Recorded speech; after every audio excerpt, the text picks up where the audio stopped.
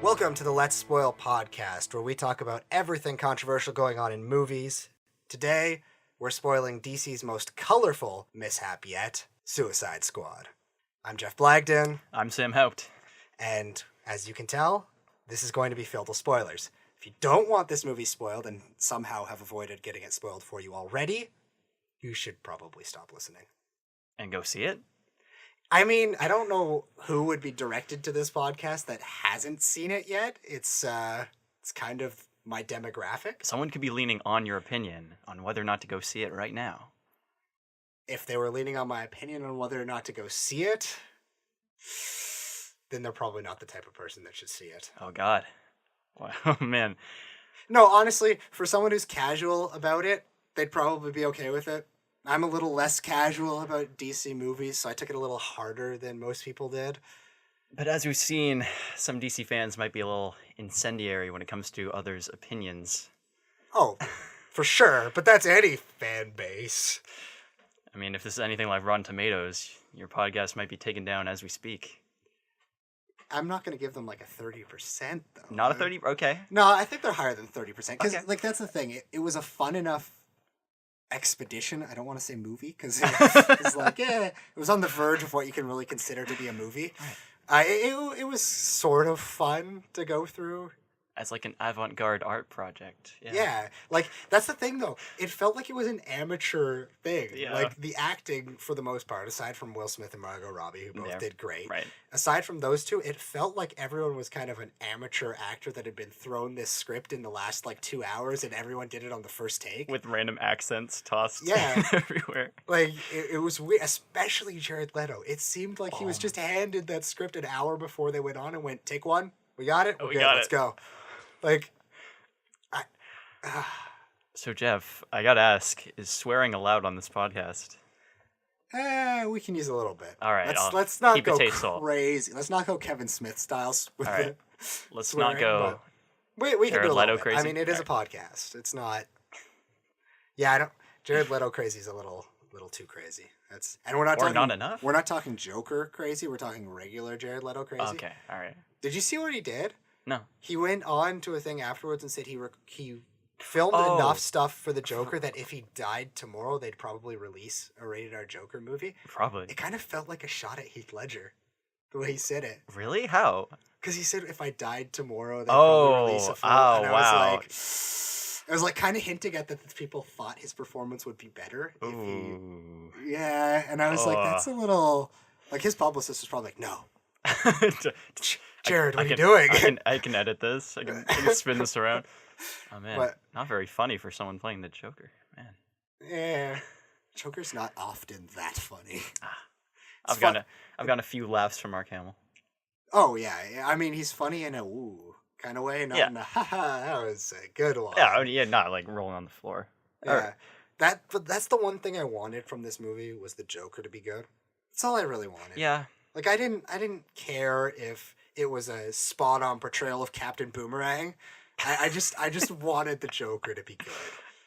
That's it. And that was the thing I was the most disappointed with. And the worst part is, the things I thought I was going to be disappointed in going into the movie were the appearance and the fact that they were making him a mob boss, which aren't things that the Joker is. But, see, I'm coming at this... I think we should start off with saying I'm coming at this with someone who has not grown up with comic books. His experience with the Joker is movies. Okay, yes, Yeah. pretty much. And Arkham games. Yeah. But even in those, the Joker is not a mob boss. I got the impression that he had, like, especially Dark Knight, he has, like, followers, and he is kind of like the leader of a syndicate. That's really just because he's supposed to be super charismatic. Supposed Like, he to can be. convince people to help him out. He's Right. not like like the scene in Suicide Squad where he's in the strip club or the bar or whatever. And Yeah. the guy comes and meets with him and stuff like that. That's not a Joker Yeah, thing. that felt off. Yeah. But like I said, those are the two things I was concerned about going in. Leaving, I wasn't that concerned about those. I looked at those and I was like, you could make these work. The way they had planned it or the way it looked, it wasn't delivered right. Yeah. Like, that's the thing that worries me the most, is that the things I was concerned about didn't really bother me. Also, going into his performance, it seems like his idea of the Joker was just to act really eccentric Everything and seemed not, overacted. yeah, but not in a good way. Like Yeah. everything just felt. Have you seen Jupiter Ascending? Yes. Have you Eddie Redmayne? Unfortunately. Eddie Redmayne, where he'll whisper every Yeah. line and then yell every other line, and he'll just kind of like wave his arms everywhere and just act like a buffoon, and that's what it felt like. And I didn't get. I got a little bit of the Joker in there, but not nearly as much. Both good actors, though, too. Yeah. Eddie Redmayne and Jared It's Leto. weird. Like, I usually love Jared Leto's roles. It just... I don't know. I refuse to believe that he was that bad. Not even... I don't even want to say bad, because he wasn't terrible in the acting, but he played the Joker. The Joker is a character... Have you ever seen a movie with the Joker in it where he hasn't stolen the show? No. Because he's designed to do that. He is ready to do that. When you think of Suicide Squad, can you find that one scene that sticks out to you as this hard-hitting thing that you might go back and watch that scene? And like, if it were to have that scene, it would have the Joker in it, no doubt. You can think of everything. You can think of let's put a smile on that face from Dark Knight. You can think of his introduction in the 1986 Batman. 89. Damn it. I can think of any number of things from Heath Ledger's Joker that are a quotable like moment like that. But can you pick out anything from Leto's performance? One thing that I really liked was the dive into, and he didn't even have lines in it, was the dive into the acid pool. Okay, you got to explain that to me. Was that in the comics? Was that explained at all? Originally, when the Joker becomes the Joker, it's because Batman failed to save him from falling into a pit of acid at Acme Labs. Right. Right? Like, basically the way it happened in the 1989 version. A little different, but basically that, right? So it's basically saying that Harley jumped into the same thing, the same vat, out of love for him. Okay. Right? And that's why her skin is the bleached white in the movie. Because she did that. And then he jumps in after her like that with that is the most Joker scene. So he gets a double dip. Yeah. But that's the most Joker scene from the whole movie. And he didn't have any lines. And they make out with acid on their faces. All right. But again, what you said though, with the way you were describing the performance and comparing it to Eddie Redmayne or whatever, that's what I mean about how it seemed so amateur and first take type thing. It seemed like they didn't give we know he had time, but it felt like something where he wasn't given time to do it, and he just went, here you go, do it. And you're like, well, how about this? And it just wasn't good. It wasn't. And the worst part is I can go into my head, in my imagination, and I'm not a screenwriter. I am not a film writer. I am not in the film industry at all. I can go into my head and make those scenes good. Yeah. The exact scenes that were laid out for him, I could make those in my head, picture it with his look and everything, and make it better. Maybe put some comedy in there while you're at it. Like, example, the scene with the helicopter, right? By the way, we said at the beginning, spoilers. There's going to be spoilers. There's a helicopter in this movie. Spoilers, helicopter. That's what everyone's watching the movie for, to see the helicopter. Sitting there going, Jeff told me there was a helicopter. I haven't seen there are one yet. multiple helicopters. I think there's like 4. Around there, give or take. I'm not going to do a helicopter count of the Suicide Squad. We're just going to... you know which helicopter scene I'm talking about. There's multiple. When the main helicopter scene, when the helicopter's hijacked by the Joker, all right? And the helicopter goes up, and they're trying to talk over the intercom, and they just put in silence. And it's this awkward silence for like 30 seconds of the movie, of just awkward silence before they go, or before, I forget whether it's Amanda Waller, or Jai Courtney. No, not Jai Courtney. No, the soldier. What's his name? Oh my god. Oh, it's embarrassing. He has a really generic name. Flag? Rick Flag? That sounds right. Anyway, it's weird that I don't know, because I should know these characters. But anyway, the chopper's been hijacked. Yeah, and he says, I think the chopper, or one of those two says the chopper's been hijacked. Light it up. Yeah, what would have been great and made that scene so much better if instead of the silence, they just put the Joker's laugh. Yes. Going over the walkie-talkie, and then even maybe tack on at the end him saying, like, I've come to take back my property, or you have something like of mine, quip. or something, for the, like... For the fans, for Harley, maybe. Right? And None of that. It was just silence. Like, that was an opportunity where they could have put something in that would have been a little bit more Joker. So maybe another reshooter, too. I don't take in the whole reshoots are a problem thing. Every movie has reshoots. Every movie budgets for reshoots. It's gonna happen. The best movies have reshoots. The problem with reshoots in this case is that if you have a movie that's already going to be torn apart by a studio and put back together, if you have reshoots, it's going to be already more fragmented. But there's nothing wrong with reshoots at the end of the day, though. Nothing They're going to inherently take wrong. the scenes that are best, whether they're the ones that got Right. reshot or the ones Yeah. that didn't. And they're probably reshooting them because they didn't like the way they turned out, right? Plus, they did come out and say most of the scenes that they reshot were action scenes. And if there's any type of scenes I didn't have a problem with in that movie, it's the action scenes. Oh, we're going to have a problem here. Well, I mean, they were what they were. It's Suicide Squad. It's not going to be like Batman style action scenes. It's supposed to be campier. We'll get to that. Should we rewind? To which part? I think we should start at the beginning Of Suicide Squad? of Suicide Squad. Do you remember how Suicide Squad opens? Yeah, with the dossiers or the actual first scene. The actual first scene. I have no problem with saying this. The first part of this movie, I watched it today, felt like a fever dream. It opens with Will Smith, and it's that part is fine. It opens with Will Smith, and the soldiers are approaching his cell, and they give him the loaf or whatever. Mm-hmm. And he's like, "What's in this?" And he's like, "Oh, toenails and rat shit, whatever." And then he has like this big, or not a big character moment, but he has like a little thing that's like, "Oh, he's a snide, confident guy," and it's like, all right. And besides all that, like the focus on Deadshot surprised me. I don't know if Deadshot's a big character or not, but It's Will Smith. yeah, get your money's worth. while it's there. That's all the explanation you really need. But then, like, it starts with the colorful character cards, but it doesn't keep up the pace with that. It starts with Deadshot, then goes to Harley Quinn, introducing it scene by scene, but then it kind of just like rambles at the end with the other guys, like way later on, about like 15, 20 minutes before. When they give the brief Very brief. Oh my god, the guy who can climb everything. the brief bit of screen time that Slipknot had. Was that his name? Slipknot, yeah. Oh yeah, the man who can climb anything. I mean, I get it. They had to do it to somebody in order to show that, they were actually going to do it.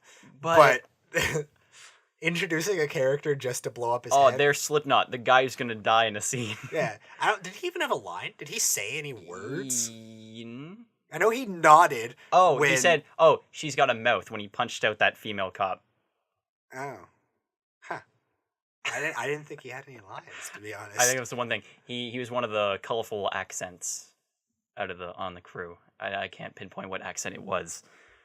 But the intro to Amanda I thought was pretty good. I don't know what character she is, but when everyone's lined up and they're like, who's that? Oh, the voice of God. The intro That's was painfully long. Yeah. Let's be honest. It just... Also, you know what really bugged me? Just a quick point on your first scene with Will Smith part. Right. The main... I don't even know his name. I don't even know if he had a name, but the main guard guy that they go to a lot, it's the guy from Mad TV. Really? Yeah. Are you serious? Yeah, what's his name? Something Bucketholz? Birdholz? Something like that. I don't know. But I don't know his name. He's from Mad TV. Why would I know his name? Fair enough. That's that guy. And I kept thinking, why is the guy from Mad TV in Suicide Squad? That's almost bringing up Ike Barinholtz. Ike Barinholtz. Yeah. What a unique name. Yeah. It's the only reason I remember it is because it's I'm wondering whether or not to open up a can of worms with that right there. And that's a problem I have with superhero movies right now, kind of. It's kind of a tangential point. Where Which is? When there's too many famous actors on screen, I don't see characters anymore. Especially when the script is just kind of basic and coasting along, getting you from scene to scene. The only famous actors we really had was Will Smith and Margot Robbie. Right, and discount Tom Hardy. Jack Courtney. But this is more of a problem with like in Ben Affleck and stuff. Like when they're For a few seconds. all on screen, and especially like when they don't want Will Smith to wear his mask. And I get it, you want his face there, but when his face is there and he's just acting kind of like a Will Smith character would, all I'm seeing is Will Smith, and then I don't see a character anymore, which is Well, the thing, you single comic book movies for that, but that's all movies nowadays have big names. And whether True. that's because social media just makes us know who everybody is now rather than when we were younger and we're like, oh, I know him, I don't know him. But I haven't seen a preview for a movie lately where I haven't watched the preview and been like, it's got a lot of big names in it. yeah. Because everyone's a big name now. It's probably just the reason comic book movies have enough budget where it's more of a problem because they're getting more big names. So yeah, I see your point there where most movies are, yeah. The thing is, though, I don't see a problem with them in it because Will Smith is the best part of that movie. Will Smith killed that movie. Like, he did a great job in that role. And as Will Smith, you expected him to do a great job. Like, it's Will Smith. And the thing that bugs me about the Will Smith part of it, though, is everyone, like, all the critics going online are like, Will Smith can finally be Will Smith again in a movie because he doesn't have to support the cast. It's like, if this movie doesn't center around him, I'm like, okay, Deadshot was the closest thing this movie had to a main character, and yeah, it centered around him quite a bit. Like, he did carry that cast. Like, I don't know what movie you saw, but he carried that cast. Okay, so, him and Margot Robbie was a step behind, but yeah, they were both definitely carrying that. Margot Robbie's ass. Speaking of which, going on through the opening, after Will Smith's introduction, we go to Harley's cell, and she's doing some sort of Cirque du Soleil or something performance. Yeah, okay, now I've got to ask you, as a comic book aficionado, has sex been a part of Harley Quinn's character? Like, is she a sexual character? Does she, like, seduce? She can be. It depends on the writer. Okay. Like, she can be, but oftentimes it's just...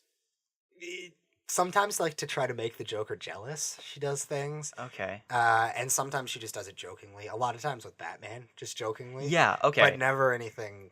Because I got, like, a hint of that from Arkham City, where she'll hit on the Batman. I'm like, I don't really know Harley Quinn, but yeah, I guess she might try to seduce Batman to get him in a trap or something like that. And here, I thought that's what they were setting up, but she never actually does that. They just kind of do sometimes tantalizing shots of her, especially the scene where they're all getting their gear back, and she stops the entire military base because they're all staring at her bod.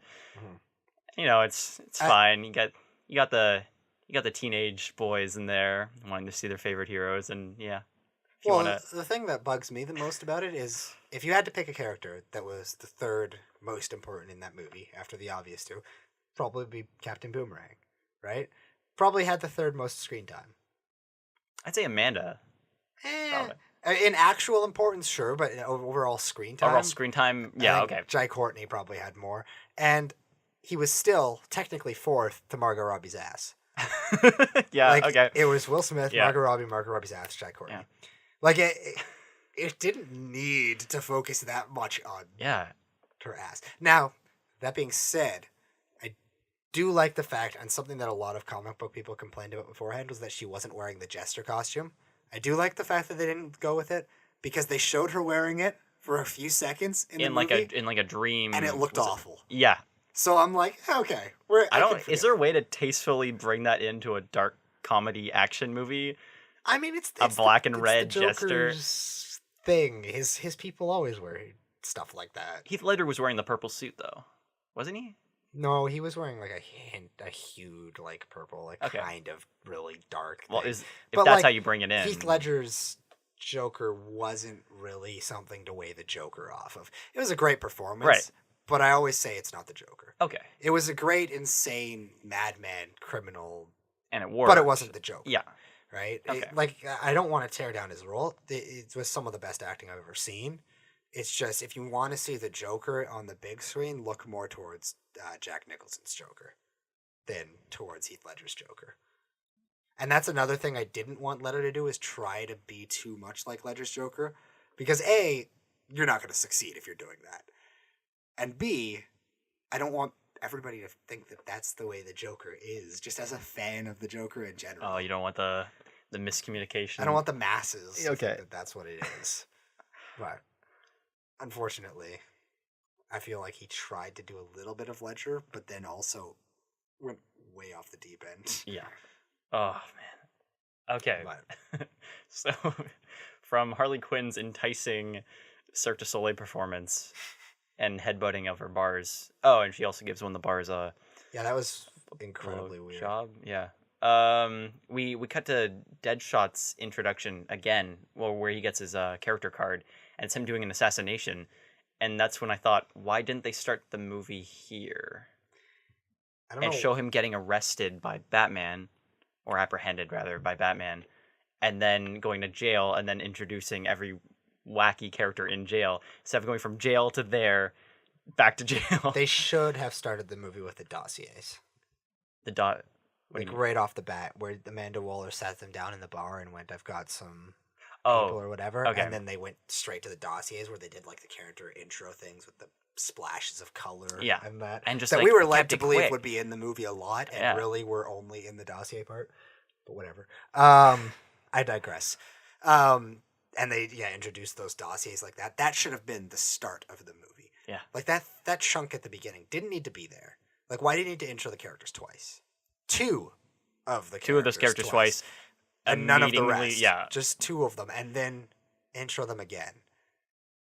And it would have made a lot more sense too, because what they did after that, I don't know if you noticed, you probably did, but they did Will Smith and Margot Robbie's intros, and then they went Suicide Squad. Yeah. No, Suicide Squad. Yeah. you Suicide should have Squad. done the dossiers and then Suicide Squad. Yeah, the title splash came out of nowhere, and Yeah. it was really anticlimactic. And it didn't need It was to like, be where it was. I think it was like above, like on top of Amanda walking. I think that's where they had it.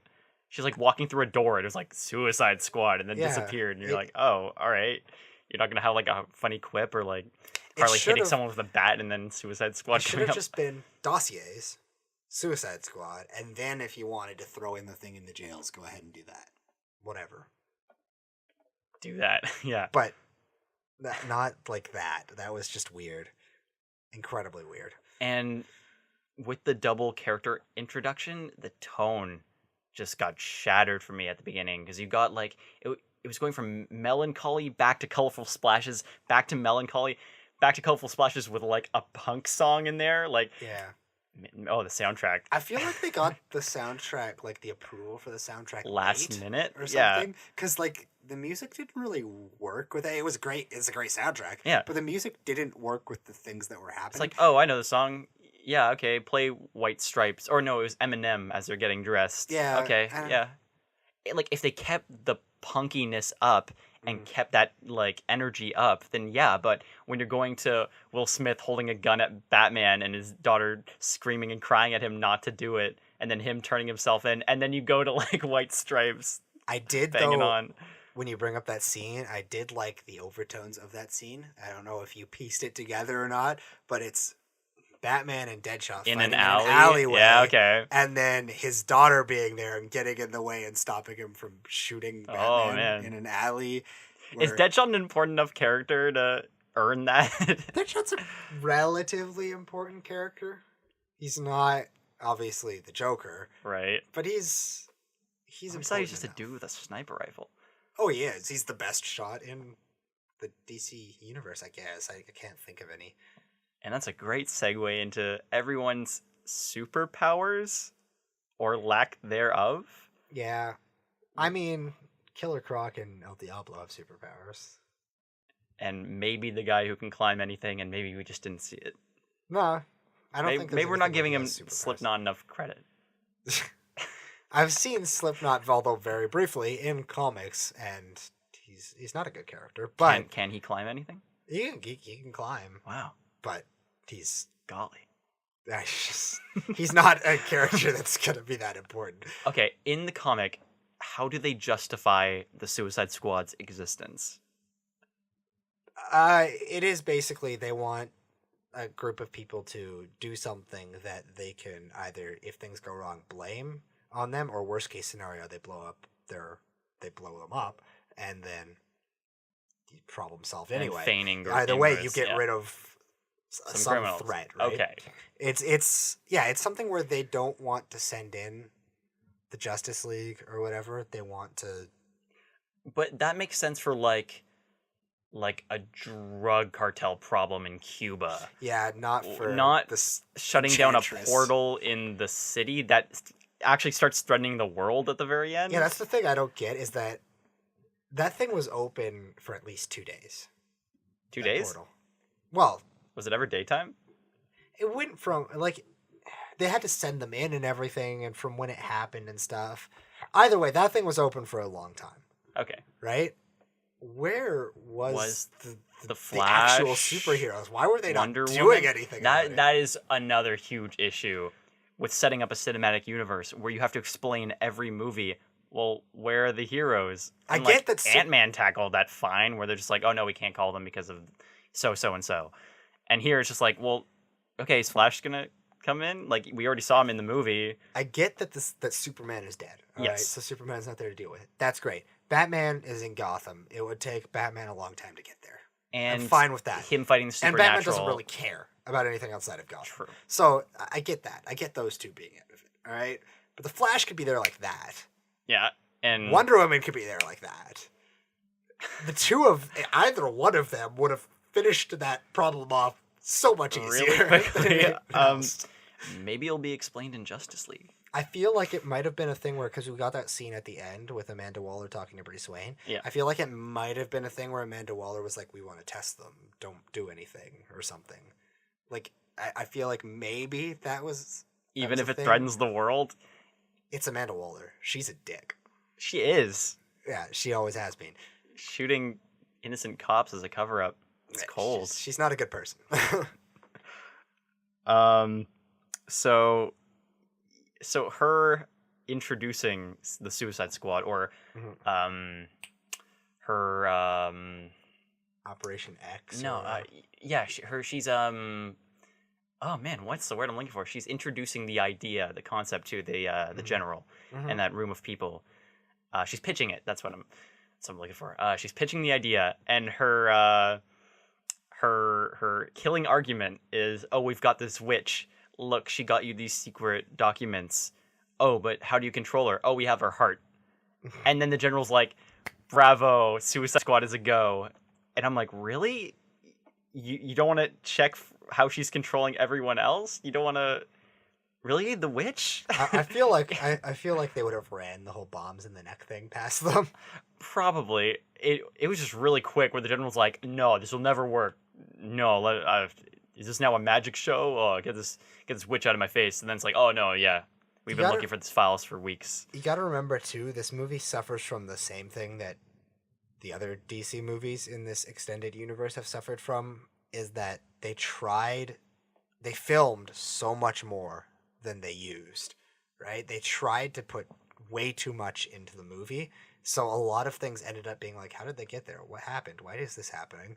Right? The same way that it did with Batman versus Superman. And then when you watch the extended edition, you're like, okay, it makes a bit more sense now. But if you have Right? good editors... It's not even about having good editors. It's about having a good director at that point. It's Mhm. about having someone who can figure out what scenes you need. How to trim the and what fat scenes without you trimming don't. the story. Like, an editor can only do so much. An editor gets it thrown on their counter, and they're like, well, we need to cut it down to 2 hours. Make this 6 hours, 2 hours. Right? Exactly. Like, you're going to cut out some things that are important at that point. The editor can't do anything about that, which might have been another thing behind going back and doing reshoots to try to get things to make a little bit more sense while being shorter. But Weren't the reshoots also to make the film more funny?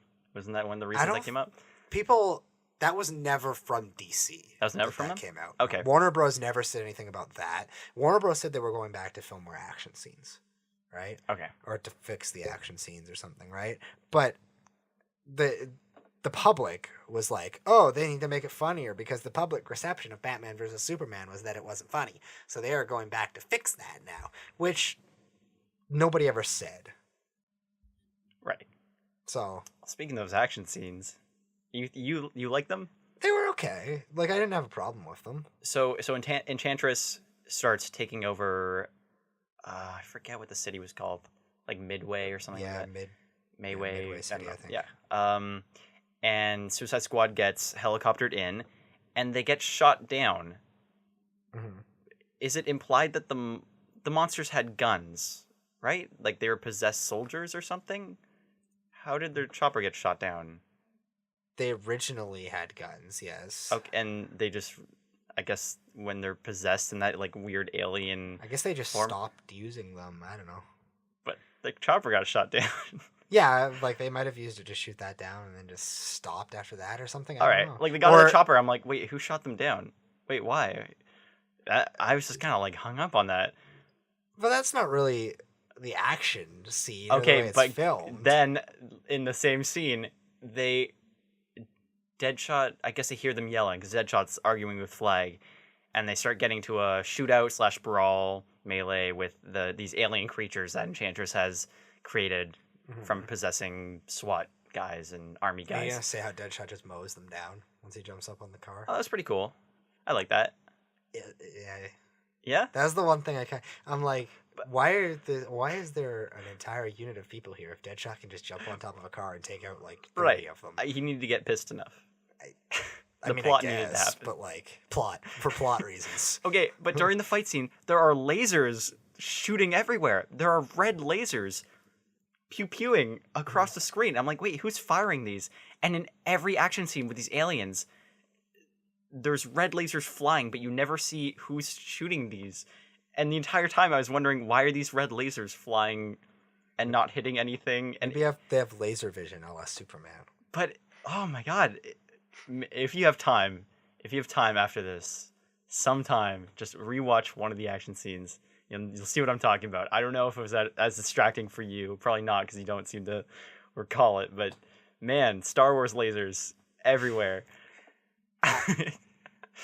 I don't know. I spent a lot of the scenes sitting there being like, when's Joker back on screen? Yeah, where is he? And then being disappointed when he was. So I was a bit distracted watching the movie. This is a segment we like to call, can you name me every single one of Jared Leto's Joker scenes? Probably. All right, here we go. First Jared Leto Joker scene. First chronologically or first in the... Because they had the scene when they were doing Harley Quinn's dossier and he was in the straitjacket Right. in front of her. I think that's the Okay, first yeah, go on-screen. chronologically. And if you then can. after that would have been in the car with Batman on top, which and, is awesome. and the lead up part to that, which is part of that whole scene. Then him then trying would to be sell him- off Harley Quinn in a bar No. Next would have been him. in the acid. No, him in the knife chamber thing when he told them when. Oh, came and in he said he was wanted to kind of track laughing them to down. himself. Yeah, and he in said he a wanted row to of track knives. her down or whatever. That got a laugh out of me, but probably for the wrong.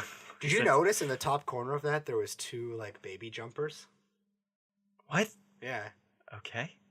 If you look up a screenshot of that scene, and there's two baby jumpers for whatever reason. Hinting at Harley's pregnant. I know that there was a. I don't think she's pregnant. I don't know. Maybe there's like lost child or something. Oh my god. But if it loads, I'll show you the picture. It's not in that picture. It's not zoomed out far enough. That's the same picture.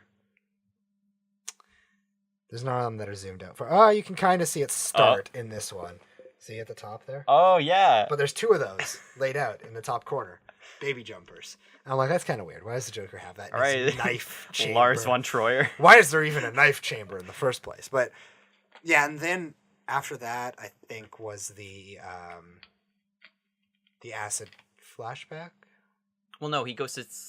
Isn't the knife chamber scene him telling him where Harley's located? No, it's him telling him he wants to find her, or wants to contact her. Right. Right, but the acid bath would happen before that. No, I think the acid bath happens after that. But she was still, no. I'm talking in this path what they go in the movie. Oh, okay, like okay, which okay. in the scenes Okay. as they come Right. up. Okay. Because it's definitely after that when Yes, they do the acid yes. bath one, and then the next scene would be him. I think him in the club is also part of that flashback. I think with so. The acid bath. So there's those two would come together, and then it would be him in the kitchen of the. I think it's a kitchen. Oh, Of the lab where he injects the scientist with the. No, the kitchen of the whatchamacallit, the casino. where he's threatening Ike Barinholtz, the Mad TV guy. Yes. Okay. Yeah. Which was He just kind of gives him a lap dance. terrible scene, for a bit. by the way. That was like the worst Joker scene in the entire It movie. was That made like no I thought he was sense. going to go Heath Ledger for a second, and then he didn't. That at was all. just insane. It made no sense at all. And then,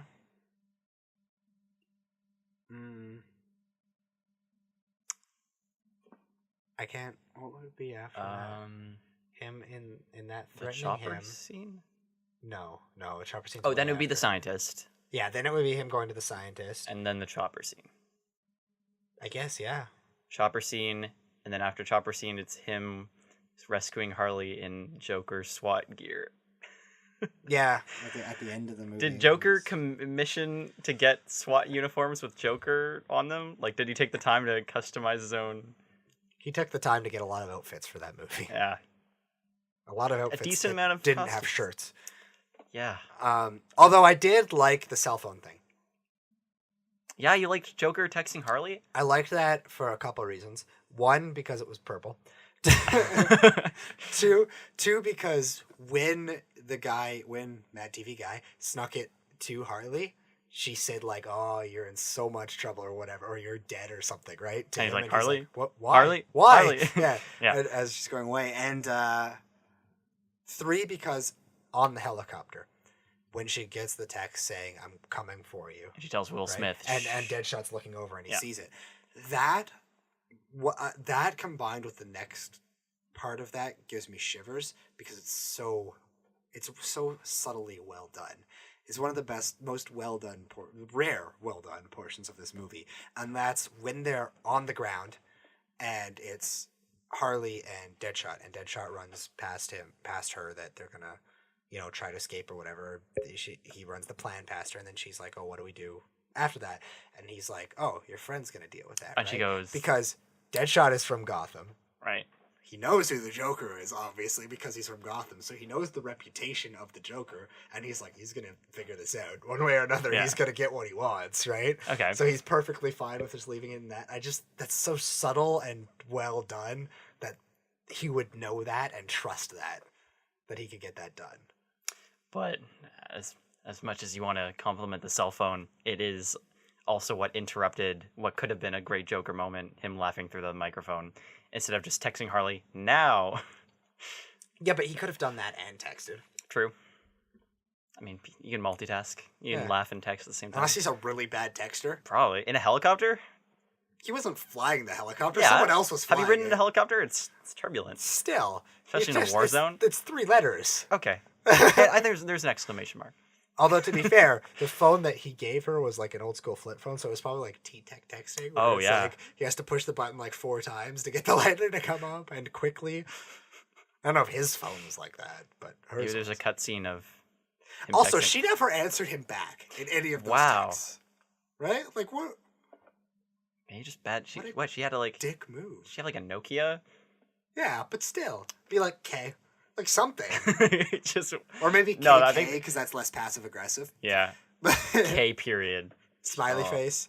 Just something. Like, Okay. knife, smiley face, knife. I don't know. Like, whatever So- insane people text each other. And then he texts her. She jumps and grabs the rope, which is pretty cool. It was all It's right. weird. Yeah, it was some good music there, and she kind of like waves off to everyone. It was like the one Harley Quinn moment where I was like, "Oh yeah, that's yeah." She's like, "See you later, boys," or whatever, and I was like, "Oh yeah, that's kind of that's pretty Harley Quinn." And then jumps up, embraces the Joker, and then they got shot down. Which I don't know why the Joker didn't expect that to happen. It's like Immediately. Immediate- shot down. Like and then she falls out of the helicopter back first, and then it just cuts to her just kind of gently landing on a rooftop and rolling a few times, which was jarring, but fine. And then the chopper crashes, and we get a pretty good characterizing scene where Harley is kind of like on a police car by the wreckage, looking pretty down, and then everyone comes, and she kind of has to apparently shake one back. of the cut scenes was the Joker like coming out of the crash and talking to her and being like, "Let's get out of here," or something, and her being like, "No, I'm gonna stay and help these guys." Oh, And that's why it ended up being like that in that way, which you couldn't get because they had to cut out an important plot part of the movie, right? So I don't know for sure, but that's what I hear happened, and that there was another scene That's plausible. in there, and I believe it too because it would make sense because that would be the scene that we see from the trailers with the burnt side of his face. Yeah. Right? That's not in the movies, or in the movie at all. Yeah. And then, so Harley Quinn leaves the Suicide Squad to go be with the Joker. Chopper gets shot down, and she immediately joins back with them. And they go to the bar and have... So in a span of 10 minutes of on-screen time, she has ditched them, rejoined them, and then decided their mission is pointless and gone and dragged. Yes. Wow, pacing.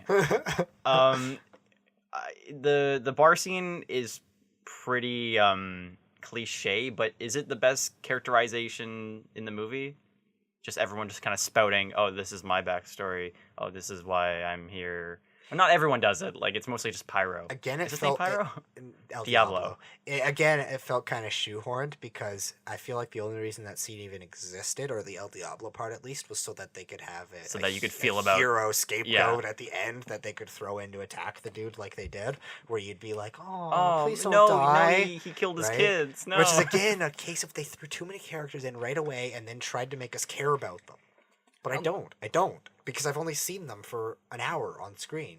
And I didn't really get I keep wanting to call him Pyro. Diablo. I didn't really get him. So, okay, he couldn't really control his powers when he was angry, and he ended up accidentally murdering his wife and children, and then turned himself in.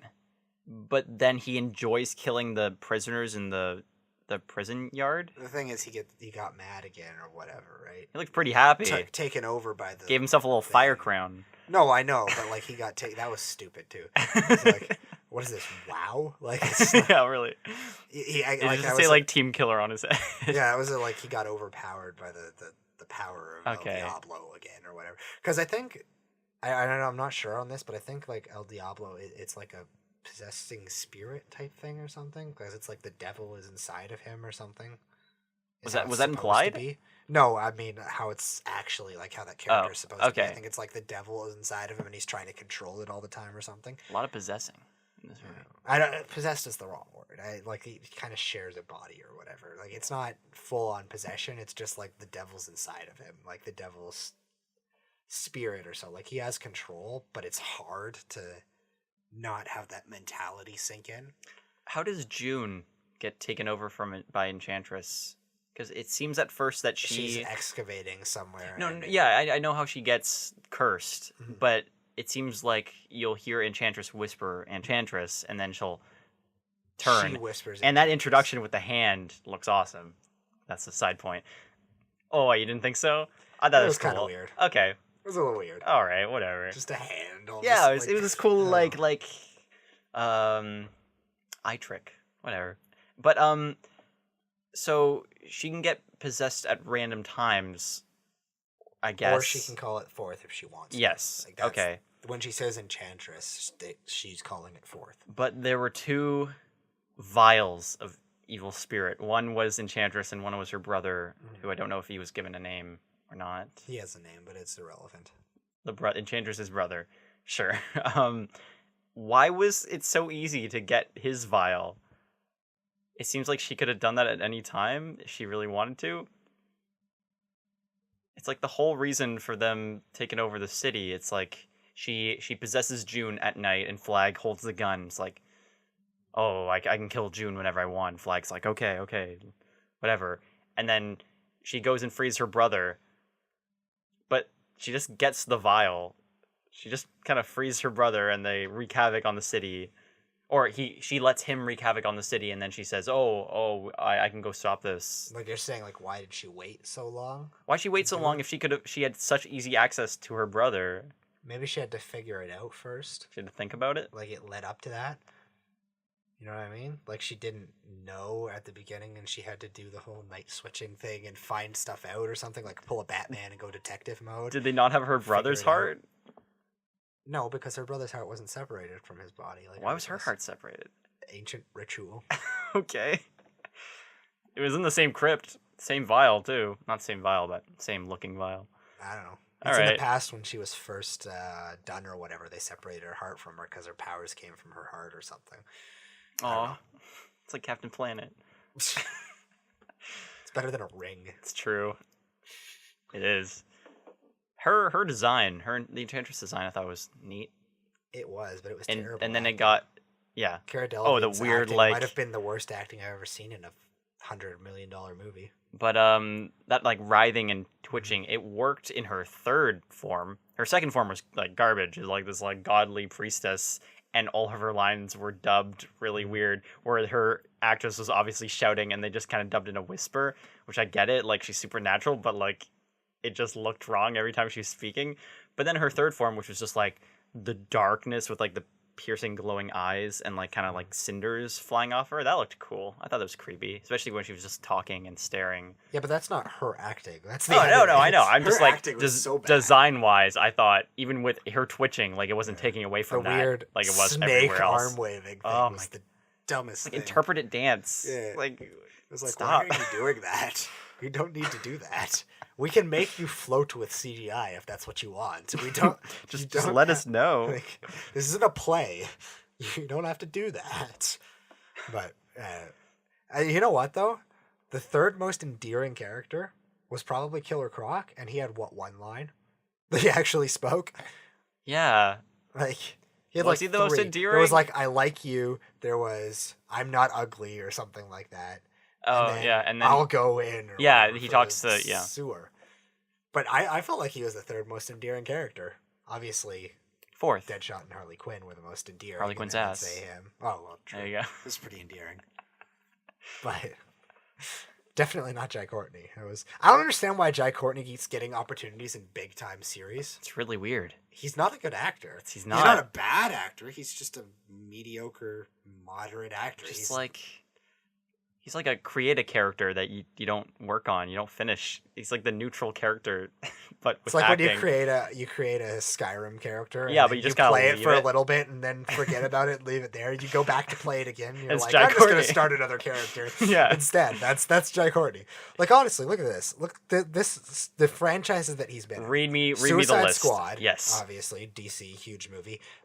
Terminator franchise. Terminator Salvation, right? Genesis. Genesis. Yeah, he was. Right, no, yeah. He was Kyle yeah, Reese. of course. Yeah. John Connor's. Hanging out with Spoilers Daenerys. again. John Connor's brother son. Oh, father son. Oh my He god, was that his movie father was and confusing. also That, his son. that movie It was was confusing. stupid. Jack Reacher, which was again huge budget movie. Yeah, like what do we got? I, Frankenstein. I know that was big budget. It was a terrible movie, but it was big budget. Insurgent. That franchise is big budget. Yet again, another young adult. Ugh. But like everything he's been in is high budget for some reason. But he's just middle of the road, if not mediocre. And everything's like a decently big role too. Yeah. But it's like I'd understand if he was just a guy who's I think it's the just equivalent his of a look. recurring character. Like he just keeps showing up and leaving. But like not a main character like that in everything. I think it's just his look. Not for this movie. He kind of just looked like discount Tom Hardy. But for everything, it's just, tall, decently handsome, built guy with short, brown hair. Also Die Hard. Forgot about Die Hard. He's in Die Hard. The newest one. Right, good- Good Day to yeah. Die Hard. That, Is that the newest one or the second newest one? newest one. Is it? 2013 is the newest one? Yep. Huh. Wow, Bruce that Willis movie gotta was step up that his movie game. was a dumpster fire. Yeah. Yeah. Yeah. Jack McClane. Jack McClane. That's who he played. What a great name. I'm not sure if he's going to be in the next one or not, but but yeah, like I don't understand why Jai Courtney keeps getting these opportunities. What did Captain Boomerang do in the movie? Nothing.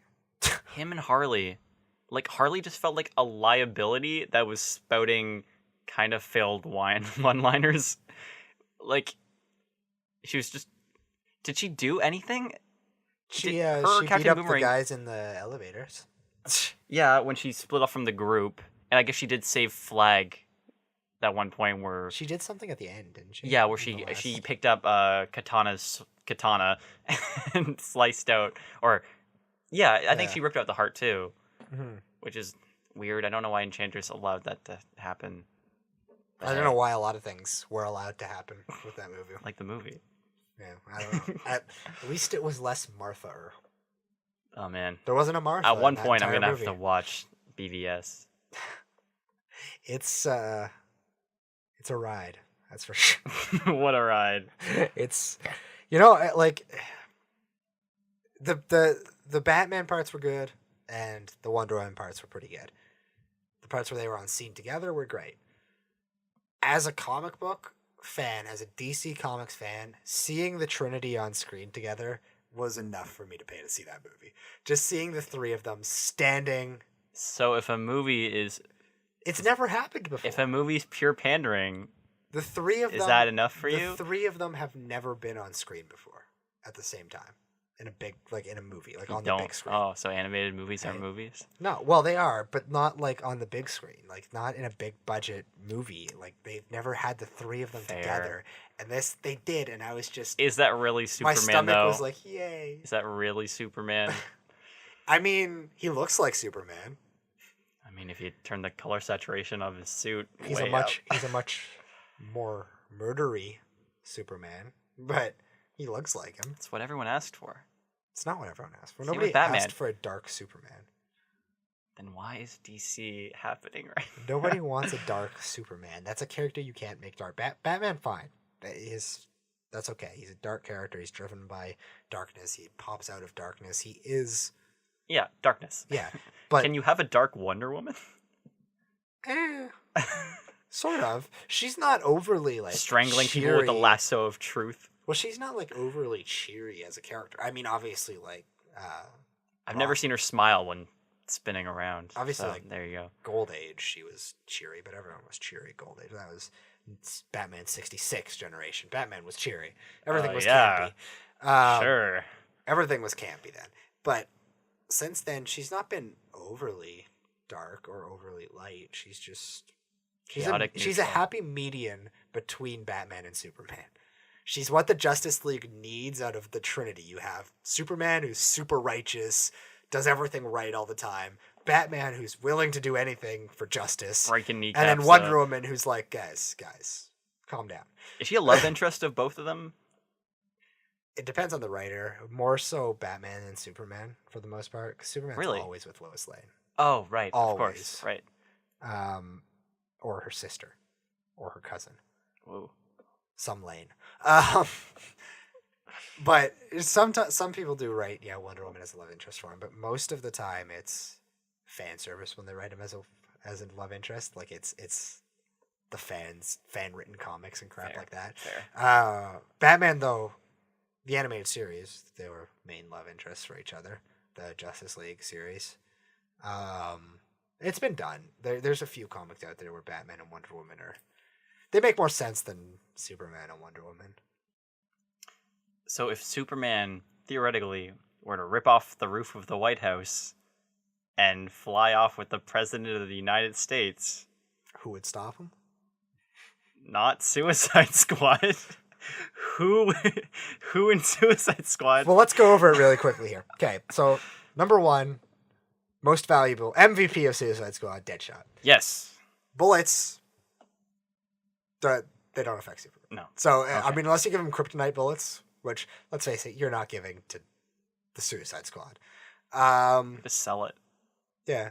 Second most effective member would probably be Killer Croc. What about Pyro? El Diablo. I'd say he's third. Diablo. But like Killer Croc is badass.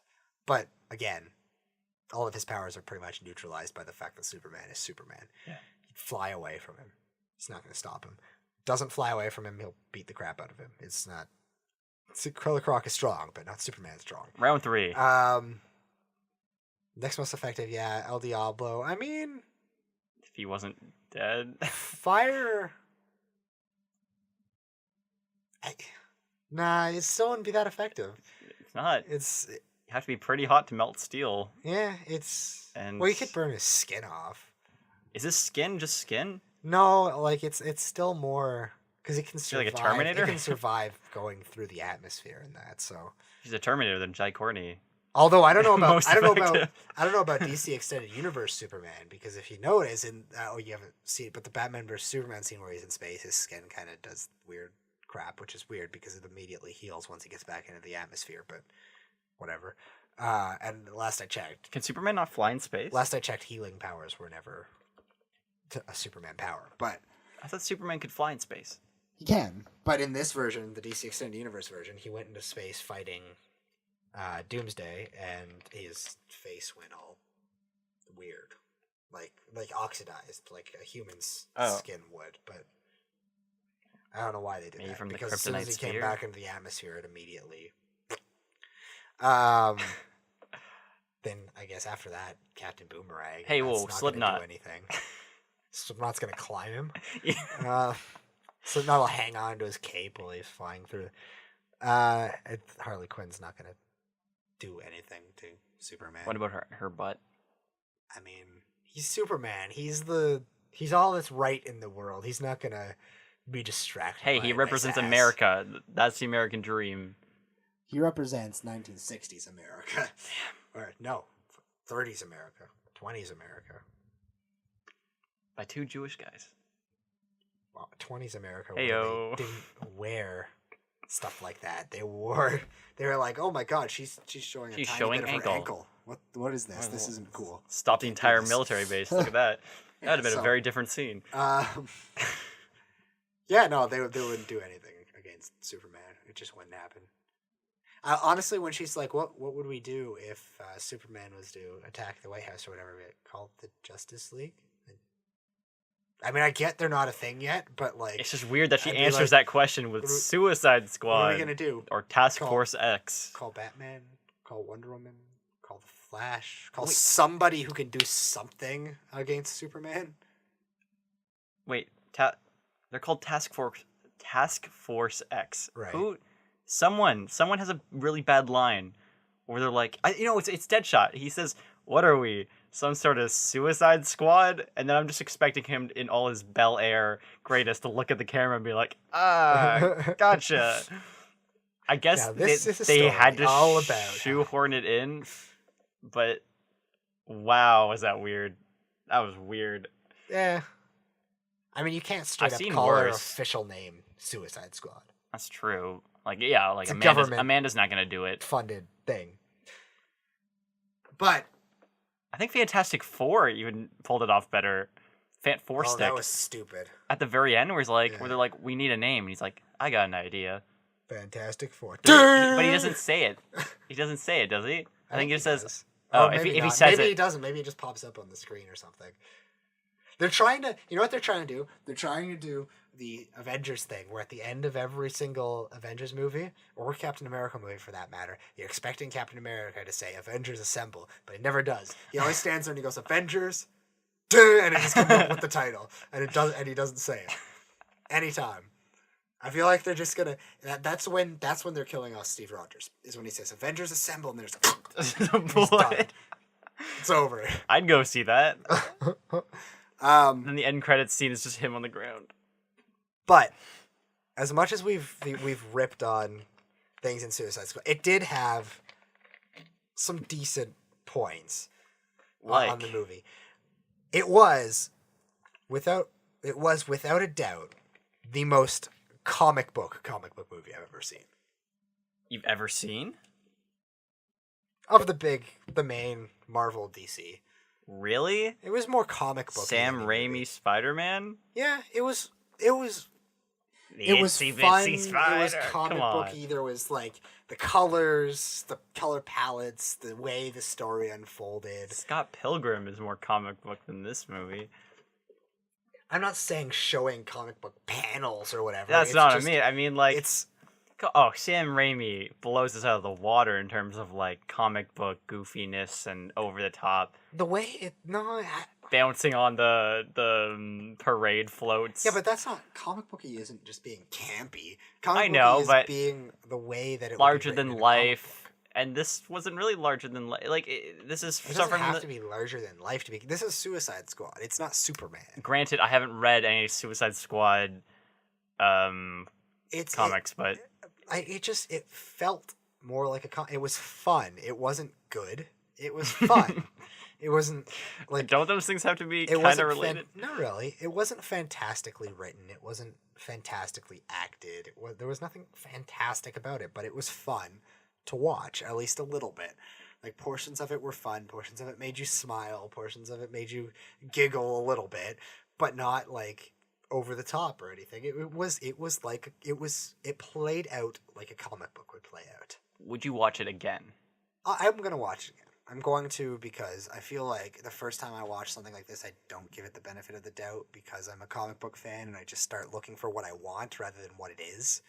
Right? So I'm going to watch it again to give it a little more, let it have more of a chance. How much time are you going to let it simmer before you dive back into the acid for another gulp? It depends when I can get someone to go see it with me. Because this isn't the type of movie I want to just watch on my computer or something. I want to. Boy, isn't it? I want to see this on the big screen again. And honestly, it's worth going to see again just to see the Wonder Woman trailer. When the music kicks in at the end on the speakers in the theater. Oh, that Wonder Woman music that they picked for Wonder Woman is the best part of the DC Extended Universe. Was that the best part of the movie? The Wonder Woman trailer at the end? At the beginning. At the beginning. That was the trailer at the beginning of the movie. It was fantastic. Not the trailer was good. I'm not as in love with the trailer as a lot of people were, but the music they picked for Wonder Woman is so Wonder Woman. It's the most Wonder Woman song you could possibly pick. And they play it in Batman vs Superman when she picks up the sword and goes at Doomsday. Like, they wait till the perfect moment. She gets hit back and she like lands and she just looks up and gives him a little smile. Because, like, he hit her and, like, knocked her back and, like, actually hurt her or something. Gives him a little smile, then picks up her sword, and then it just starts playing. And it's the perfect music for Wonder Woman. So, it's worth it again in theaters just to see that trailer. What other parts of Suicide Squad would you just love to see again? I do want to reevaluate the Joker parts because, again, I was filled with disappointment that it wasn't what I wanted it to be. Seeing it, where I didn't really, the first time through, give it, its own merit to see if it's not what I want. It's not what I expected. I know that now. The first time I wanted it to be that. Now that I know it's not going to be that, maybe I can see it for more of what it is, get a little bit better view on it. There were parts that were, fun for a guy who knows the comic books and that. Like I said, the scene with Batman in the alleyway, the scene with Joker diving into the acid pit. A lot of the Joker and Harley interactions were okay. There would have been so many better ways to make that strip club or whatever scene way better. Remove it? No, I think you needed to have it in there to show... What? The strip club scene? Yeah, you had to have it in there just to show a little background on the Joker, because if you didn't have that in there, you don't have any interactions with Joker interacting with people other than Harley Quinn and Ike Barinholtz. I think scrap it and do something new, because that was just... No, here's Harley. It could have worked, though, if he'd have played it more in a more undertoned kind of way, not with his whole shaky hand crap and his... Like, if he played it more in an undertoned way and been like... Oh, yeah, you like her, whatever, called her over, did, like, his laugh thing, and then, like, stared him down, put a little bit of a fear of God into him type thing, rather than just him being afraid of what's based on only reputation. Because that's what it felt like. It felt like he was afraid of the reputation of the Joker and not the man sitting in front of him. Didn't he shoot him at the end of that scene? I don't think so. It does the weird Joker editing where it will, like when he tortures Harley and it did that weird, like, schizophrenic type editing where it's like, oh, it's craziness. It did that there, and then you hear a gunshot and you see a smoking barrel of a gun, and then it cuts back to Joker's face. You're like, wait, did someone get shot? If I was to, now that you talk about the editing, if I was to cut anything from the movie, it would be the entire audio from the scene with Joker in the straitjacket talking to Harley the first time. What is the audio like there? Because it's terrible. It's him saying something and then saying, "I need you to do something for me. Get me a knife." A And you're machine like- gun. or a machine gun, yeah. But like, you just lead with that, like right into that. Like it wasn't showing his charm or anything or how he got to that point. Like Yeah, just showing the them point in love. that scene was you're supposed to establish why, like why she is so infatuated with him, which you never got throughout that entire movie. It never showed you why things were the way they were, right? And it sucks because the Joker and Harley subplot would have been the best part of that movie, because let's face it, the rest of the movie didn't have a plot, right? It was made no sense. There was a progression of things that happened. There was no real plot. Whereas that subplot could have made was a make or break point in that movie, and it ended up breaking it, but it could have very, very easily, with just minor adjustments, made that movie. Would you have opened with Harley as a psychiatrist? I think she's. What are you talking? Like the beginning of the movie? Like Yeah, in the like dossier? would you have opened the movie, like if you had to remake it, would you have opened it with Harley as a psychiatrist meeting the Joker for the first time? No, for two reasons. One, because I didn't mind the scene placement aside from that first part being before the dossiers. And two, because they're making a Harley Quinn standalone movie. Oh, really? Yeah, with, well, a Harley Quinn and the Joker movie. Shouldn't they have done that before this? They should have done a lot of things before they did things. They should have made a Batman movie before they made Batman versus Superman. They should have made a Wonder Woman movie before they made Batman versus Superman. They should have made a Batman movie before Justice League. They should have done so many things, but all of this is coming in a completely whacked out order that makes no sense at all, just because they're trying to play catch up with Marvel when they shouldn't be trying to play catch up. Establish your own stuff. You have Batman and Superman. That is an advantage that Marvel does not have. Yeah. Right? You don't need to right away just throw them in together. Like when you think of Marvel, who do you think of? And you take time to think, and you pick out your why favorite. did Civil War work so well? It worked well because they established everything with it worked leads well- up of lots of movies. It worked well because you cared. You cared about Tony Stark. You cared about Captain America, Steve Rogers. Maybe some people cared about Bucky. You cared, you cared about those characters. Batman versus Superman. This is the first time I've seen them, aside from Superman and Man of Steel, which was a forgettable movie. I forgot I'd seen him before. I thought, I legitimately, when I walked into the theater, was like, oh, it's the first time both of them. Oh, right, yes, Man of Steel. That happened. That's a thing that happened. You have to establish those characters before you can throw them together at each other. Establish your versions of them, because yes, we all know who Batman is. We all know his origin story. We all know what he does. We all know the types of things he does. But we haven't seen him. We know that for Superman too, but this is a different universe. We haven't seen him in this universe. Exactly. You have to establish. And there's the type different of rules at character. play, especially that's the bare minimum you can do. Just establish it first. Yeah, we're not asking for an origin story. I don't need an origin story. Yeah, we've seen it. I want to care about the characters if they're going to be fighting each other. There was no emotion in me when I saw Batman, or the first time Superman stopped Batman or whatever, right, in his car and was like, Pull over. you have to stop or whatever, right? There was nothing. I was just like, yeah, that's a thing that happened. It's the name of the movie. It's going to happen. There wasn't an, oh my God, these two are fighting. Whereas when I saw Tony Stark and Steve Rogers fighting, I was like, I care about this. I'm invested in this. I've watched 8 movies leading up to this with these two people in them. I have years of a relationship between these people built up that's being torn down. Whereas Batman versus Superman, I have an hour of a relationship with these people. And it's not even being torn down because it was shaky to begin with. Yeah. And then it ends, of course, in the worst way possible. Whereas the death of Superman, which they did not earn whereas in Civil the War, slightest. it doesn't really end. And that's something, too, with Batman versus Superman. It shouldn't be something you can just sum up in the movie. I get that they had to make them team up so that you could have them face Doomsday or whatever, which, again, too much in one movie. But you could have had them be like, oh, we got to deal with this now, instead of beating each other up, then we can get back to this shit later. But they didn't. They made up for the sake of time. Again, everything's for the sake of time in these movies.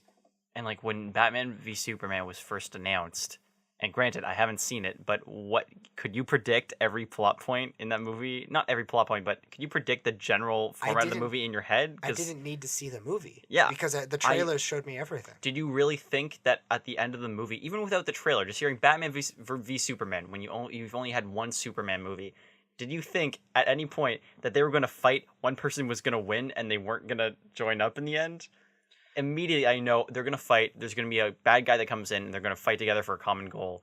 Once they introduced Doomsday, obviously, the thing towards that, though, too, is that the next movie was Justice League, right? Which, again, shouldn't follow Batman versus Superman, because if they have no... Like, they tried to make Batman versus Superman based off of the Dark Knight comics, right?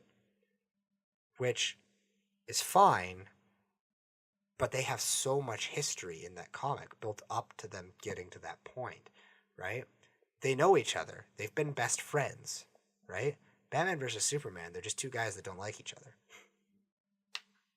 So what? They're fighting now. Might as well just have like two cosplayers as Batman They're and not- Superman fighting. They don't have that dynamic of we're best friends, and then you're like, oh my god, why are they fighting, right? Like you did with Steve Rogers and Tony Stark. Maybe not best friends, but you're like, these guys are friends. Now they're fighting, and I feel for this. And the fact that it doesn't end in the end, there's still that animosity between them. Whereas with Batman versus Superman, if there's no animosity at the end, you've just fought over something really stupid. Really stupid. Because no matter what it is, though, if I was to fight with someone on the schoolyard and the next day we show up and we're friends, you know we were fighting over something stupid. Right? It just... It's a good analogy. Sometimes I can pull out stuff like that. So, does Suicide Squad, is it a worthy addition to the DCEU? Yeah, I guess. DCEU? They just didn't want to use DCCU because DCC sounds pretty stupid. It does. I mean, it's a step in the right direction, right? It's slightly better than Batman versus Superman. Pacing was a little better, still bad, but a little better. It was more comic booky. There was some lightheartedness to it, whereas Batman versus Superman was just barren. You were sad throughout that whole movie. Like there was no point in that movie where you're like, haha, that was cool. Up and funny. Away, Superman. It was just it was dark and it was gloomy and there was fighting and that's it, right? And it's a comic book movie, right? Yeah. It's not a tragedy. It's a comic book movie. This isn't Shakespeare. And even Shakespeare's tragedies had more humor than that movie did. And it just, you have to balance it. And they did a little bit better job. They're going the right way. Hopefully, Wonder Woman, next one, coming out, they figure it out a little bit more. Seems like it from the trailer. Is that the next one coming out? That'll be the next DC one out. Next year? 2018, I believe. Really, it's taking a year off. Might be 2018. No, 2018 is Justice League. Maybe 2017.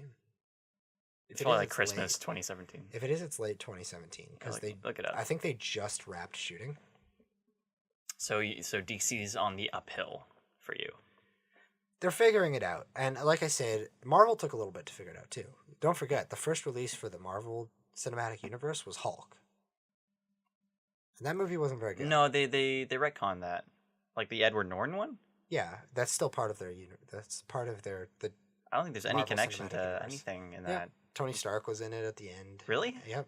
Robert Downey Jr.'s first appearance as Tony Stark. Wow, I've completely erased that from my entire recollection of that movie. Yeah, Which, to be fair, any recollection of that movie.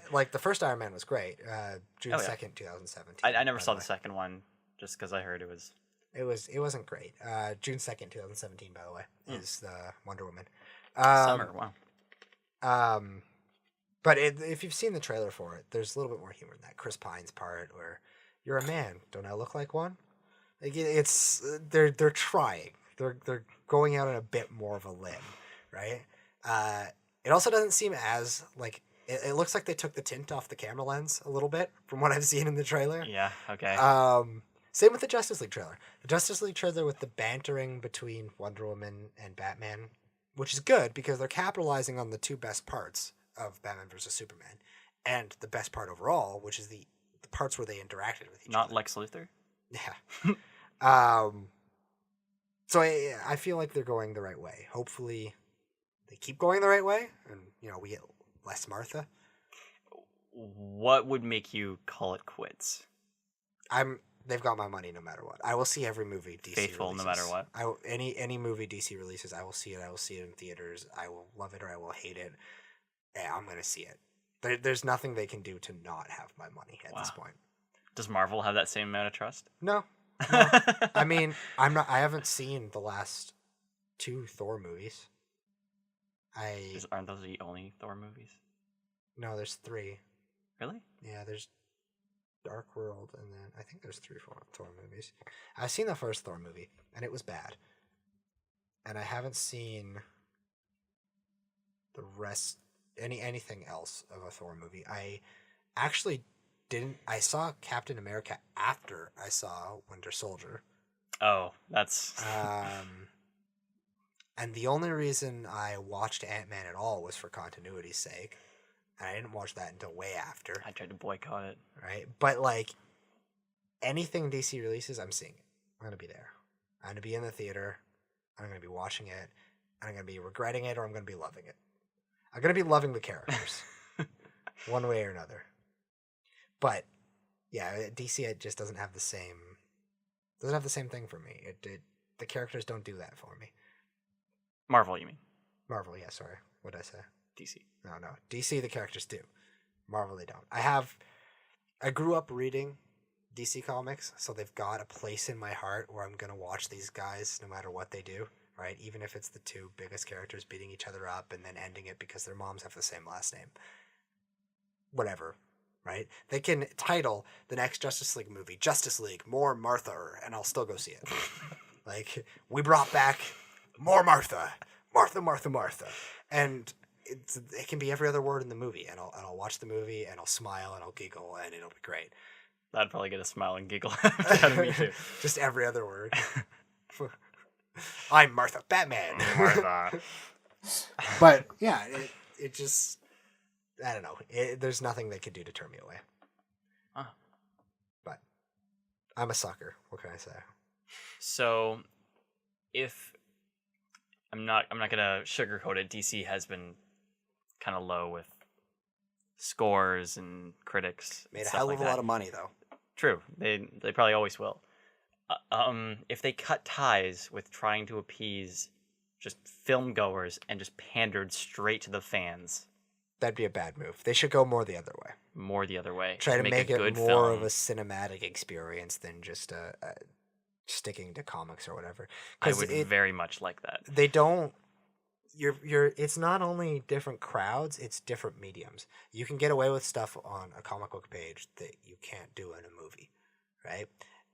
And those things sometimes don't translate good enough to do that. So if you try to stick too hard to a comic book, and an example of that is with Batman vs. Superman, where they tried to stick so many plot points into it. They tried to stick in, Batman's whole hunt down thing at the beginning, the thing between Superman and Lex Luthor, obviously Batman fighting Superman, Dark Knight Returns stuff, Death of Superman. While trying to set up Doomsday. Justice League. Obviously, including Wonder Woman, having the whole subplot with Wonder Woman and Batman. It was just, and yeah, the Flash and Aquaman and Cyborg having their intros. It was just too much to throw into one movie. And in a comic book, graphic novel, sure, you can do that. You can jump around back and forth between those things. You can't do that in a movie. Just don't have enough time. Do you think Marvel is more well adjusted to film as a medium than They've been DC at is? it longer. True. Okay. They've got I mean, they did start off a little better. That's like Iron Man was their second movie release, which was great, right? Iron Man was probably still the best. Well, yeah. Maybe Civil War, but they're there. Like those are the 2 best. And then Captain America was okay. I didn't love it. Was Man of Steel DC's first in this universe? entry? Yes. Okay. In this extended universe. They weren't trying to set anything up with Dark Knight or Batman No, Begins. that was okay. just a separate thing. That's probably why I love that trilogy so much. The Dark Knight was good and Batman Begins was good. Dark Knight Returns was meh. Meh, really? I'm in the lesser bracket that likes Batman Begins the best of the three of them. Yeah, you're in the minority with that. Because I don't get me wrong, I love The Dark Knight, a great movie. But Batman Begins was just so. I don't know if you didn't see the title sequence and you watched the first hour of that movie, you wouldn't know it was a Batman movie. True. Without obviously listening to character names. True. Even though they screwed up Ra's al Ghul's name. What about Superman Returns? Oh, wow. Would you like that Superman to fight that Batman? Would that have been a... Brandon Routh? Well, Brandon Routh is... that Superman is the Atom in the DC television universe, so... Oh. Brandon Routh, same guy. Wow. You know your actors. I know my comic book character actors. But yeah, it's... Marvel did get off to a bit of a better start, and obviously they've got it more established. But you got to remember too, they've also got Disney behind them. Oh, right. Disney is Disney. Like there's nothing else you need to say there. Which is weird because you think at that point of like, not manipulation, but control from a even larger studio, you think like their studio would rip the film up even more. But Disney doesn't take control, not the way Warner Brothers does. Disney. They allowed an R-rated Deadpool movie, which Disney has nothing to do with Deadpool. Deadpool is Fox, 20th Century Fox. Oh yeah. But Disney is they've given control to Kevin Feige, and they're like, you get the final say. We don't care what happens. You show us the final product. That was Joss Whedon. No, Kevin Feige is in control of everything that's happening. Joss Whedon is like a advisor on things, like continuity advisor and that. But Kevin Feige is the head guy for Marvel. Like, he controls everything. But they kind of take a back seat aside from marketing, right? Which it's Disney. They kill at marketing. We know this already. Star Wars Episode 7 is the highest grossing movie in U.S. history. Still seeing Frozen things everywhere. Because of the way they marketed that, the way they advertised it, right? I mean, obviously it would have made them a lot of money either way, but Disney's advertising budget in that, they killed it, right? Warner Brothers is more like strict. They're like, we need this. Hopefully that loosens up now that they have Jeff Johns as their Kevin Feige. But they should just make that his title, his position. Jeff Johns, DC, Kevin Feige. Did Zack Snyder direct Suicide Squad? No. No. David Ayer. David Ayer. Yeah. Do you want to see him and Zack Snyder step down? I don't mind Zack Snyder as a director. Zack Snyder's a tremendous director, not a good writer. Yes, okay. I was going to say, visually, tremendous director. Yes. He is just not a good writer. And now they're going to have Jeff Johns writing the script, at least, in collaboration. But Jeff Johns is the person you want writing DC scripts. He's written for the comics for years. Do you think that's going to translate well? Oh, yeah. Because he knows the characters, right? Okay. Whether you're right, he knows he's not writing a comic book, right? But he knows the characters. He knows what they're going to do. He knows them, obviously, better. He knows enough to not make Superman dark. He knows enough to not make Batman overly dark. He knows how those characters should interact with each other. So I like that going forward.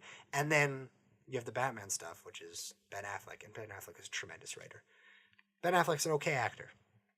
Really? I'm Have like, you seen meh. Gone Girl? I'm like, meh, he's all right as an actor.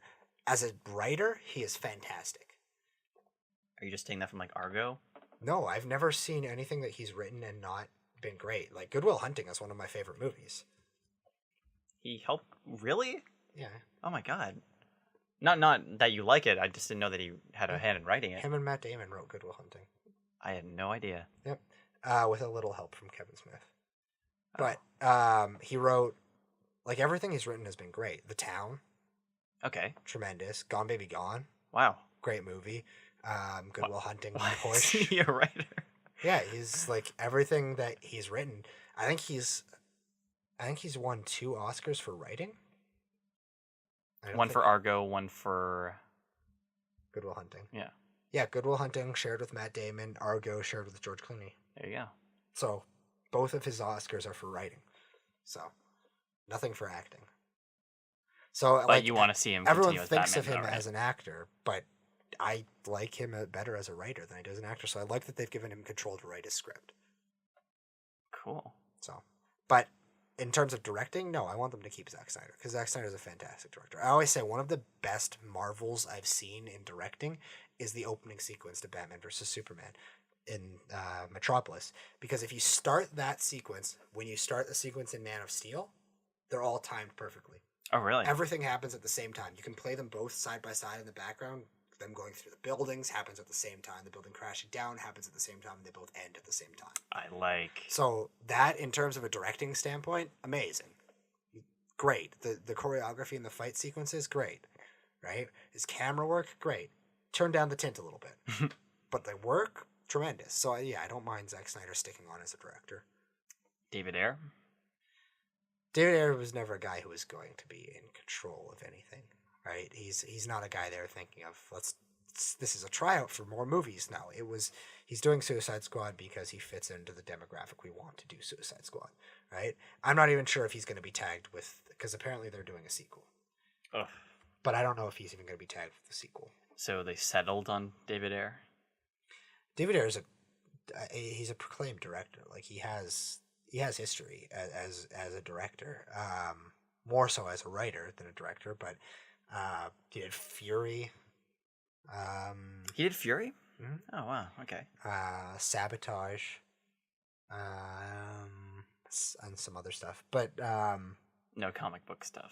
No, clearly. He doesn't have comic book experience, but it's hard to find someone with comic book experience. Like, what are you going to get? Tim Burton? Like, it's not... I'd see that.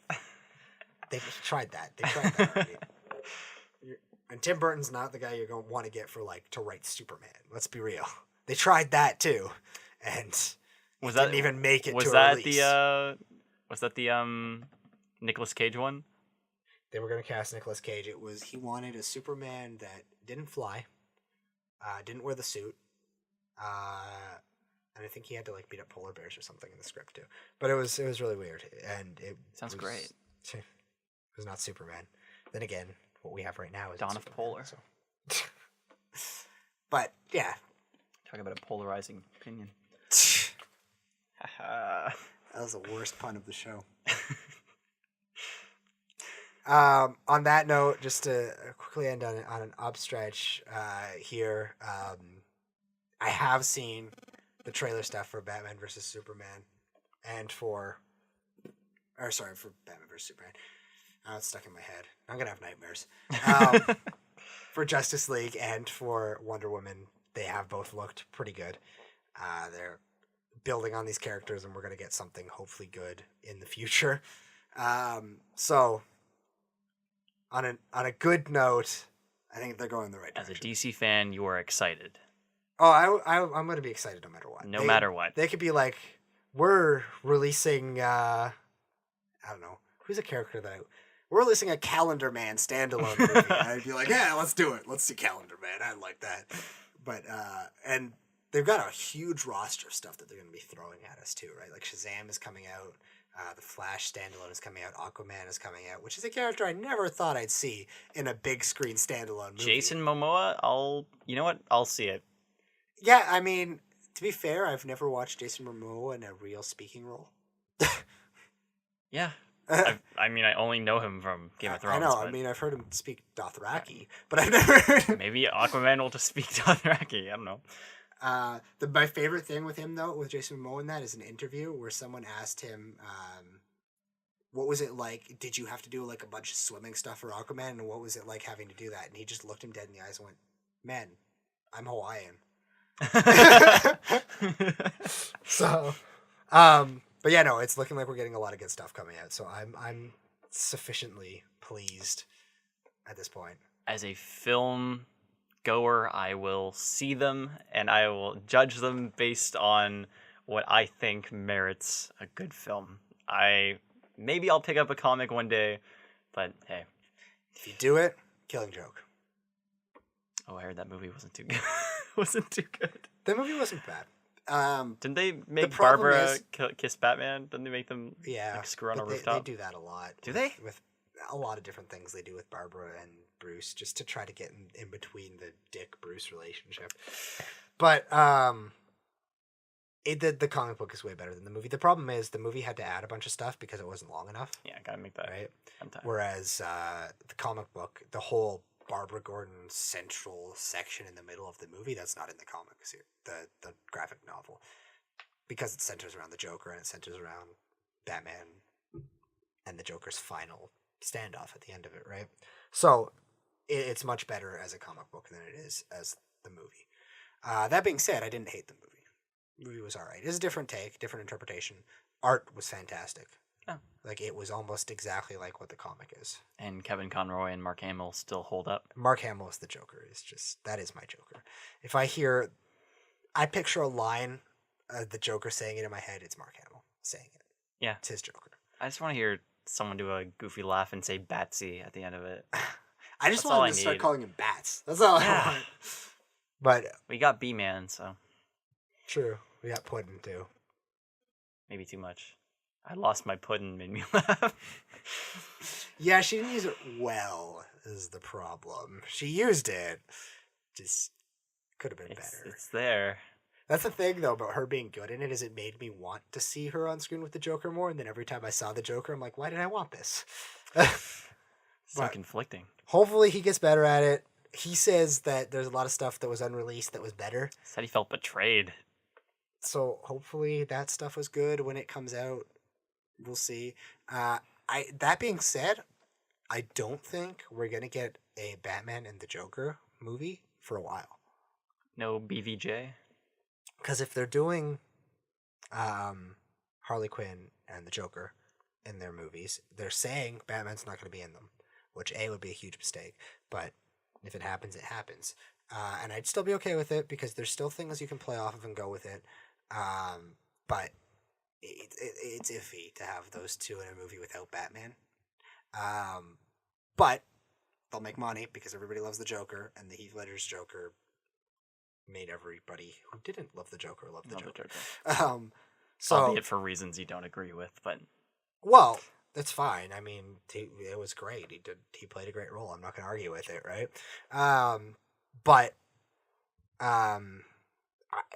They'll be filming that, so that's going to take up some time from their schedules. Ben Affleck's already started filming the first standalone Batman, so we know it's not likely to have the Joker in it. I also heard word that it might be a prequel to Batman vs. Superman. That's fine. Which makes even less sense that they didn't release it first. But it doesn't make sense, but I feel like if you're going to correct your mistakes, then go back. I feel like it wasn't like that, and then they heard the fallout from it, and Ben Affleck was like, "Fine, we're gonna give you a prequel."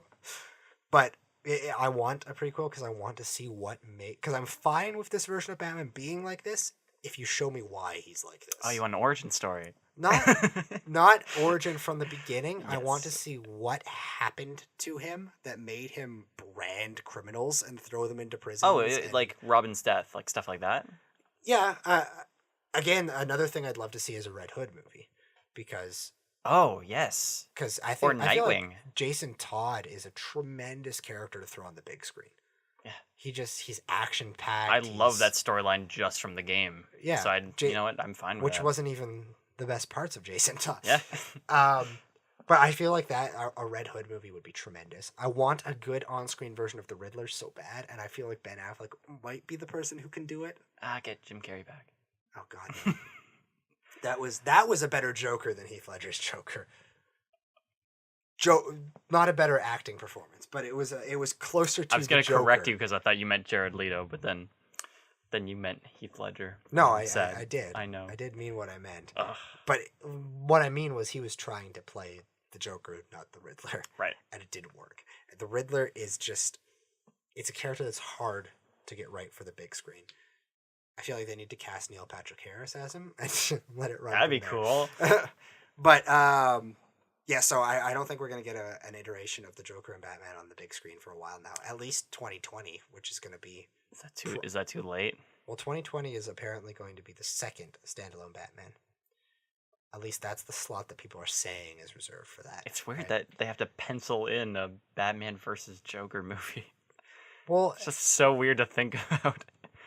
Yeah, I mean, it's going to be weird too because I don't know what they're going to do with that because You can't have multiple movies that are Batman versus the Joker. And if you're doing that and you have multiple, like, not multiple timelines, but multiple chronologies to how you're releasing your movie, if your movies are releasing and they're The problem, too, is you can't throw Jared Leto into any other movie, like the Joker into any other character's movies. Why not? You throw him into Superman destroys him.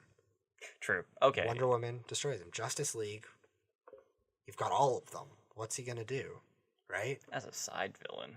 Actually, just saying Joker as a side villain does not sit right with me. I mean, you can do it. It's just very hard to do. You'd have to have the Joker outsmarting Superman and the entire Justice League, which is hard enough to just have him outsmart Batman. But if you're going to outsmart all of them, Yeah. that's the only thing he has to go on is intelligence at that point, because he's not going to beat up any of them. Who does the Justice League typically fight? Superman villains. Yeah, okay. Yeah. Doomsday, Darkseid. Those guys. Bizarro. Sometimes. Brainiac. Superman villains. How do you fight a computer? Brainiac's not a computer. Isn't he a computer? No. He's a dude with a brain. Is he like Ultron? No. Like Mysterio. I don't. Maybe. Okay. But yeah, so it's gonna be a while before we see that. But I'm looking forward to it. There's hope for the future. Exactly. Anything else you have on Suicide Squad? I don't want to see it again. Let's give an overall rating. Oh, I hate ratings. Can I give like a sentence rating? As long as you throw in an out of 10 at the end. I'll give it like. Now I'm thinking of like analogies. You go first. I'm thinking of an analogy. All right, I'll give it 5 shitty teardrop tattoos out of 10. I'd give it like a nice walk around the block on like a really blistering hot summer day. So like at least you're getting the exercise, but it's pretty damn hot out. Out of 10. Yeah, that's not even a number. Think about that. Let's take all the syllables he used in there and throw that into a number. So he gave it like a 400 out of 10. It's pretty solid. Nice. Good job, David Ayer. Anyway, that's Let's Spoil for this week. I'm Jeff Blagden. I'm Sam Houpt. And we'll see you next time.